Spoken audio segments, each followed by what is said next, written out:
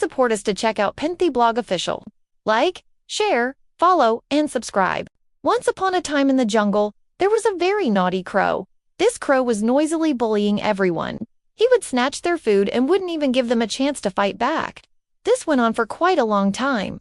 All the animals were fed up with this bully crow, but nobody knew what to do about it. One day, this nasty crow snatched a piece of bread from a squirrel and sat on top of a tree to eat it. But this time, the squirrel was not willing to give up without a fight. So he started throwing nuts at the crow, hitting him right and left. The crow got annoyed and thought, "Hey, this squirrel is giving me a tough time. I need to get rid of him somehow." So he dropped the bread and flew to a nearby tree to think of a solution.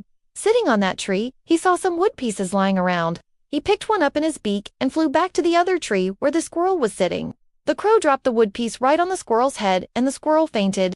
Now the crow could grab the bread and eat it peacefully. From that day onwards, this crow started carrying pieces of wood with him everywhere he went. And whenever he saw any animal with food, instead of snatching it from them, he would hit them on the head with a piece of wood and take their food. All the animals were fed up with this crow and his silly trick. They couldn't figure out a way to outsmart him. One day, the clever fox decided to take matters into his own hands.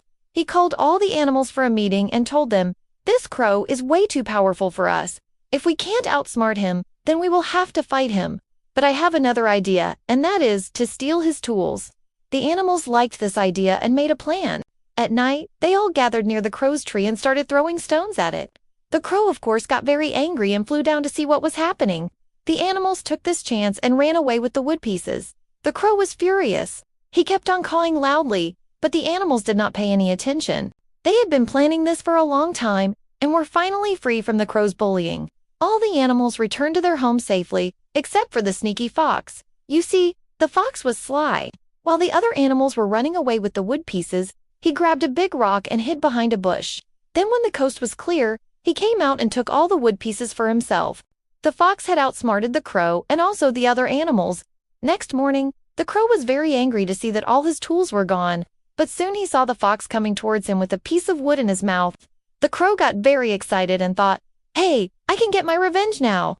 He flew down and tried to snatch the wood piece from the fox's mouth, but the fox was too quick for him. He just dodged the crow and kept running. This went on for quite a while, the crow trying to grab the wood piece and the fox dodging him and running away.